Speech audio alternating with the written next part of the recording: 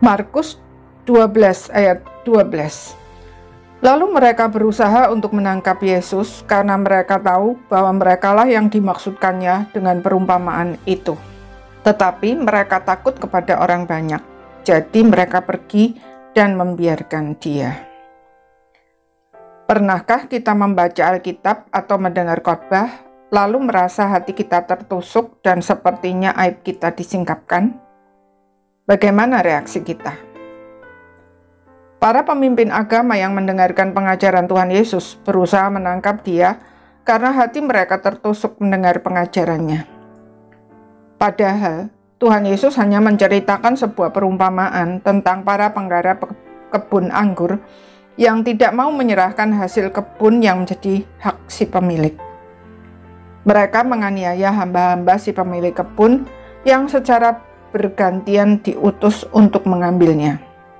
Bahkan akhirnya membunuh anak satu-satunya dengan maksud agar mereka bisa merampas kebun anggur tersebut dan mengklaimnya sebagai milik mereka.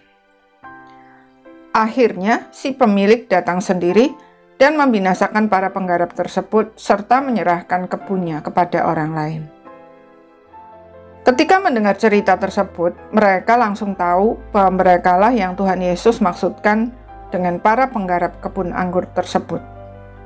Pertama, karena gambaran mengenai bangsa Israel sebagai kebun anggur Tuhan sudah sangat mereka kenal.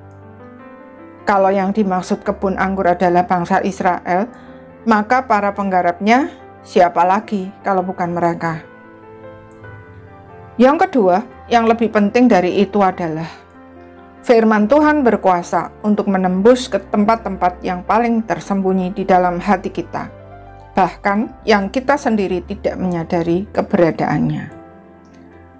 Para pemimpin agama itu mungkin tidak merasa membunuh nabi-nabi yang digambarkan sebagai hamba-hamba si pemilik ladang, apalagi membunuh anaknya.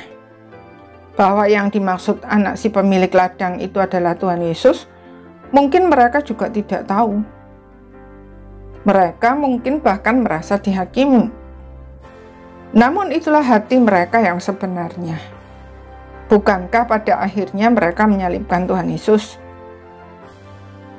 Tertusuk oleh firman Tuhan memang menyakitkan dan memalukan, bahkan bisa menghancur luluhkan hidup kita. Tetapi waspadalah, karena seringkali berarti memang itulah diri kita yang sesungguhnya. Sang pembawa firman sendiri mungkin tidak tahu apa-apa mengenai kita.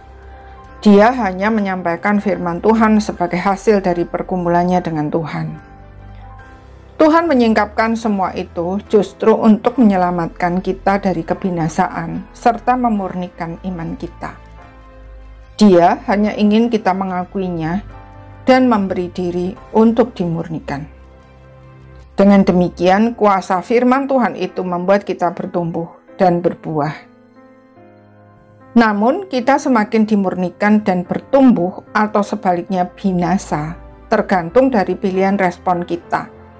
Menerima dan mengakui bahwa itulah kita, lalu bertobat, atau sebaliknya marah dan tidak mau lagi mendengar firman Tuhan.